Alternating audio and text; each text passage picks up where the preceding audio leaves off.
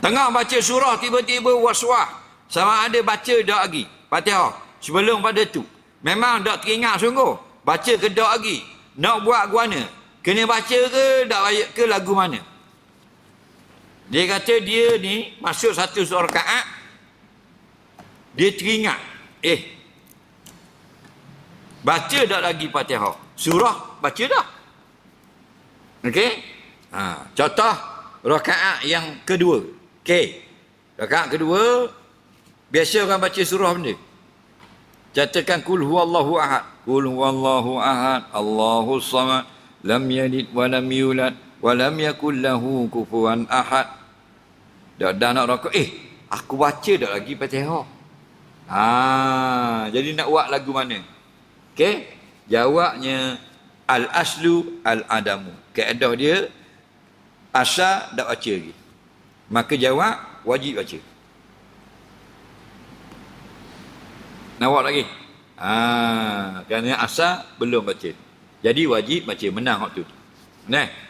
Hak kita ragu baca ke tak lagi. Hak tak baca tu memang sahih dah.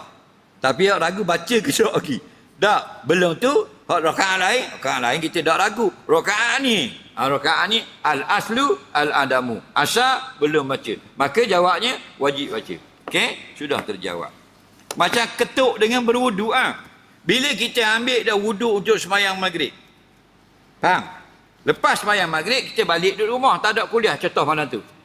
Nah, kita duduk nyanda di rumah dengar boleh sejam, orang apa bang? Allahu akbar. Kita nak pergi semula sembahyang Isya. Mari dalam hati, batal ke tak lagi. Al-aslu baqaul tu tak pakai, hak tu pakai baqaul asli. Ambil hak asal. Asal tadi mu sembahyang kari ada tak wuduk? Ada. Maka sekarang batal ke tak lagi? Tak batal.